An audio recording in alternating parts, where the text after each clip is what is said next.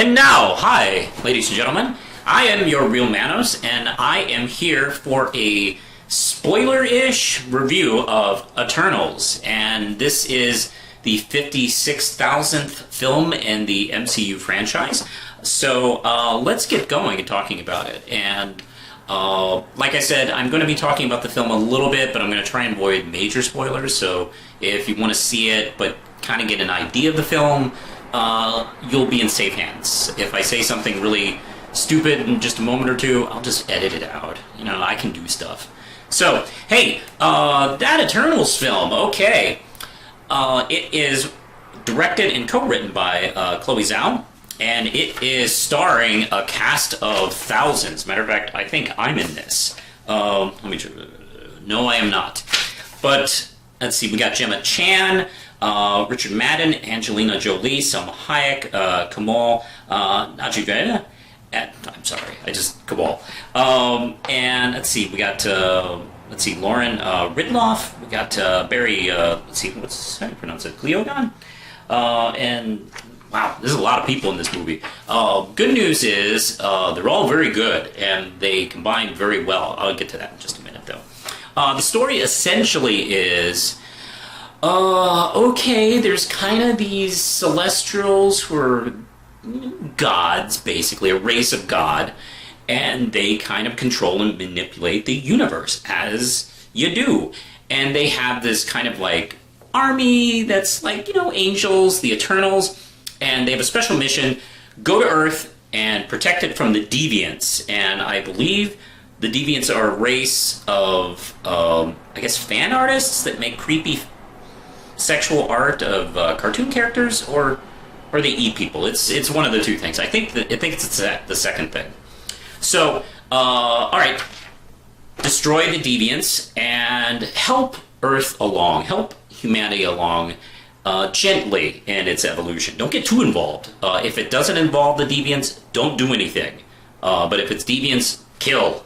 So they achieved this in 2,000 years. And they decide to kind of just wait for orders, and nothing comes for 5,000 years. So over the time, they just kind of naturally drift apart from each other and sort of like live new lives over and over again and start bonding with humanity. And especially some of the characters like Cersei, for instance, really fall in love with Earth and its people. But they are still sticking to the mission, like they can't involve themselves.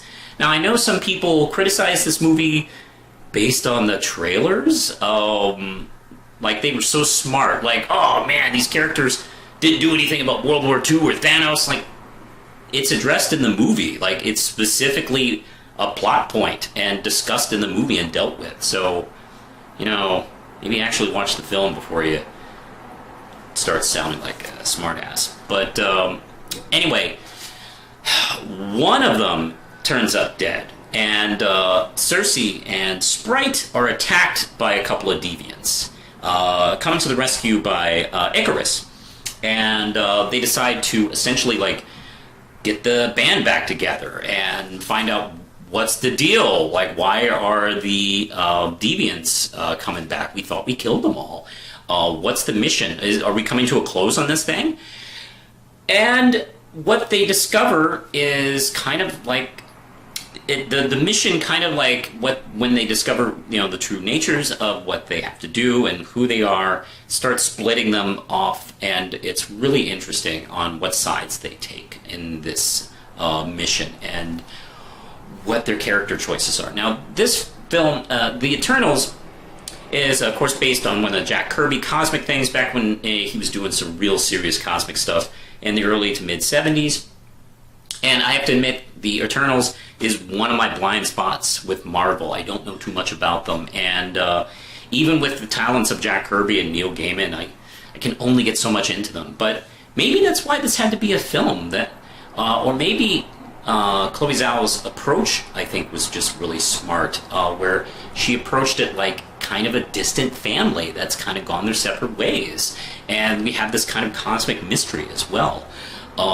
It really engrossed me. It really got me in. These characters bounce off each other very well. And for who they are, they actually come off very human, and the things they do are very realistic and believable. The acting is just amazing. Like, everybody's just, there's like 12,000 people in this movie, and there's not a bad actor in the bunch. Everyone just backed up the acting truck on this one. I have to say, like, I'm only really familiar with like some characters, like the Black Knight, Cersei, Athena, I think, but that's kind of it. I mean, really don't know these characters, but I mean, the Speedster, played by Lauren Ridloff, Makari, holy crap, I really grew to love this character during the duration of this film. And also, speaking of this film, it has a slight variant from the normal MCU film, where this has a real adult feel. And I'm not talking about the usual adult thing superhero movies do, where someone's screaming in the rain, like, "Oh, you killed my girlfriend!" No, this actually is a thoughtful film. It really maturely discusses the philosophy of humanity's place in the universe, and is the universe just this kind of natural machine? And where does that leave us, and what's important? And of course, what's important to family, and how you make a decision based on what you believe in versus the people you love. And oh boy, it doesn't blink. It's really good. I'm gonna have to say, I really don't have any big, like, jarring notes. It might be a little mature for some people. It might be a little long, but to me, it really kind of, like, for a long film, it kind of, like, sped along pretty quickly. Let's see. There was some, like I mentioned, the interesting choices. I was very happy. There's actually a sex scene in this film, which I think is a first for MCU.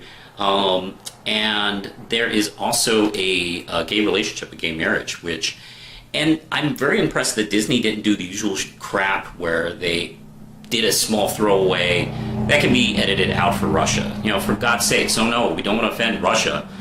But they don't. It's actually a part of this film. It's actually one of the hearts of this movie, and it's very nicely done. It's very believable, and it's very relatable.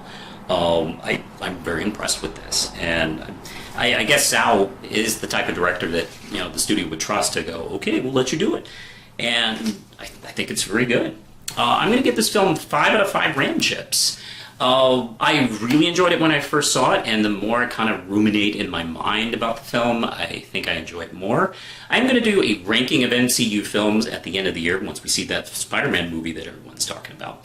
And I think this is going to kind of rate high up there. I think this might be top 10, maybe. I haven't really finished. We have to see the Spidey film. So, hey, what did you, the viewers at home, what did you think of the film? Have you seen it yet? I do highly recommend seeing it on the big screen if you can see it safely. Let me know in the comments below what you think of it, and what you think where we're going with the film, because it does leave some really interesting plot threads for more Eternals films, as well as the MCU at large. So, leave a comment below. You can also like, subscribe, hit the notification bell for all things Manos, and you can support this channel on Patreon. And also, speaking of comic books, Red Knight, my comic book I write, is available at manospublishing.com. Issue 6 is coming out soon. So, I think that's it now. Push the button, Lindsay.